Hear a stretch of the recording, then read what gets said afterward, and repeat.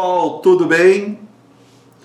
No vídeo passado nós falamos que Samuel Hahnemann havia inventado a homeopatia no final do século XVIII para combater a ineficaz e perigosa medicina oficial da época.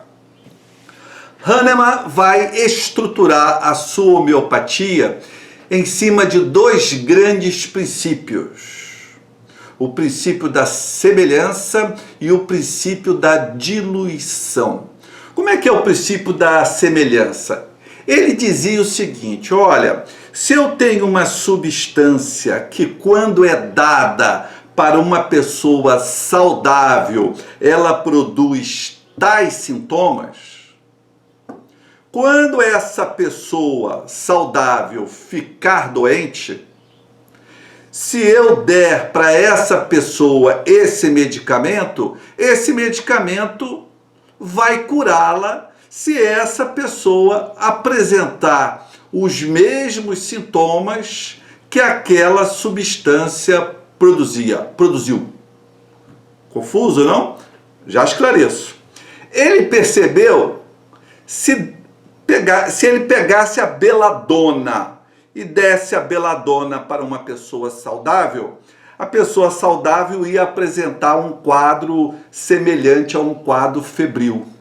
Então ele partiu do princípio: toda vez que uma pessoa tiver febre, eu posso medicá-la com a beladona. Princípio dos semelhantes. Se uma substância provoca tais sintomas numa pessoa saudável, se eu der esse produto para uma pessoa doente que tem aqueles sintomas, esse produto, essa substância irá combater aquele sintoma, irá combater aquele mal. Gozado, não? Princípio da semelhança. Tem um outro princípio que é mais estranho ainda: o princípio da diluição. Quanto mais diluído for o medicamento, mais potente ele é. Isso mesmo. Quanto mais aguado for o medicamento, mais potência ele tem. O Hahnemann acreditava que ficaria naquela água que você vai dar ao paciente uma memória do medicamento. Memória essa indetectável quimicamente. Você não consegue detectar essa substância química. Mas ele diz que ali há uma memória desse medicamento que teria um princípio ativo. É muito estranho, né? Então, quanto mais diluído for o medicamento, e ele é tão diluído a ponto de não mais constar na água que forma o produto. Então, no fundo, no término de tantas diluições, o medicamento verdadeiramente homeopático, ele se reduz a água e um pouquinho de açúcar. Porque esse princípio ativo não se encontra mais. Os homeopatas falam que esse princípio ativo se encontra apenas numa forma de memória. Mas veja bem, vamos fazer esse raciocínio da memória agora. Vamos ver os lagos, os rios, os riachos, os mares, a nossa caixa d'água, o nosso filtro. Então toda essa água está guardando memórias. Os efeitos colaterais, a ação desses produtos no nosso corpo, né? Algo difícil de entender, não? E de aceitar. No século XVIII, talvez nem tanto. As pessoas não conheciam as bactérias, os vírus, as pessoas não sabiam que elementos vivos, microscópicos, poderiam ocasionar doenças. As pessoas na época imaginavam, principalmente os homeopatas, e imaginam até hoje, de que a doença nasceria de um desequilíbrio entre o corpo e o espírito. O corpo e o espírito estão desequilibrados, torna-se necessário equilibrá-los. E vai equilibrar como? com os medicamentos homeopáticos. O medicamento homeopático vai ajustar o espírito com o corpo. O Hahnemann vai descobrir algo mais surpreendente ainda.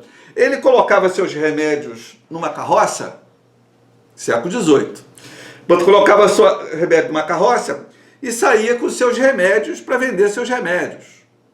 E ele percebeu o seguinte: quanto mais a carroça sacolejava, mais potente ficavam os remédios. Então ele incorporou a lei do sacolejamento também. Todo remédio homeopático, ele tinha que ser sacudido na carroça para ficar mais potente. Hoje, os remédios não são mais sacudidos em carroças, mas em máquinas que agitam esses medicamentos. E veja bem, ele vai descobrindo sozinho, sem nenhuma grande equipe, sem nenhum grande conhecimento de química, de física, nada. Ele vai catalogando os medicamentos, esse para tal doença, esse para essa, esse... Então ele vai descobrindo substâncias minerais, vegetais, de animais. A homeopatia usa tudo isso aí para poder fazer a cura das doenças. Ele descobriu tudo sozinho.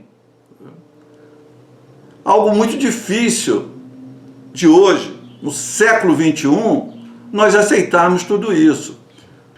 Com a descoberta das vacinas e dos antissépticos, a homeopatia dá uma declinada. Mas ela vai crescer novamente lá no começo do século XX. Com o crescimento do movimento nacionalista, socialista alemão, o nazismo, com o nazismo, os nazistas vão adorar a homeopatia. Porque o Hahnemann era alemão. Então, misturando a política com a medicina, com a ciência, né? Nós estamos vivendo hoje ainda esse paradoxo, esse contraditório aqui no nosso país, né? Misturando a ciência com a política. Pois lá. Na Alemanha, os nazistas se encantaram pela homeopatia. Por quê?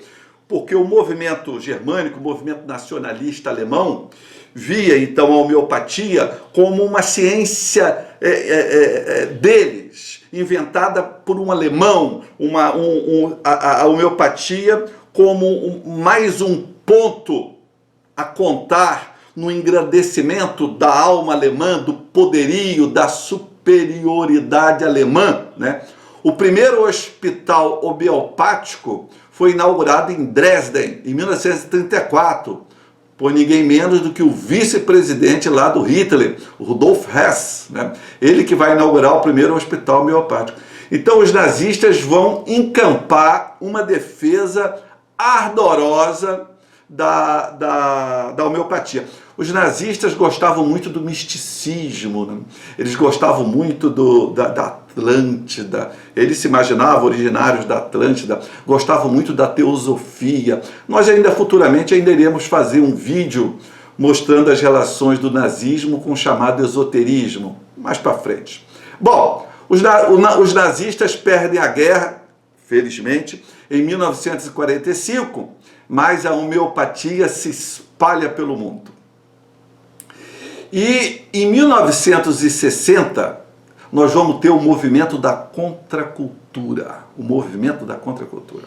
E no movimento da contracultura, movimento hippie, nós vamos ter um questionamento do mundo ocidental. Vamos ter um questionamento do cristianismo, vamos ter um questionamento da família, vamos ter um questionamento da sexualidade, vamos ter um questionamento do prazer e vamos ter um questionamento da medicina oficial.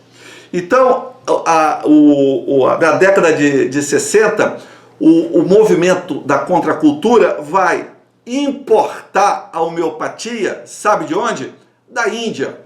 A Índia, no século XIX, início do século XIX, logo depois da invenção da homeopatia, a Índia vai se encantar com a homeopatia. Claro, a Índia tem uma estrutura mística que combinou muito bem com a homeopatia. Então a Índia adota a homeopatia passa se entrosa muito bem com o misticismo hindu né? E aí entra a política de novo.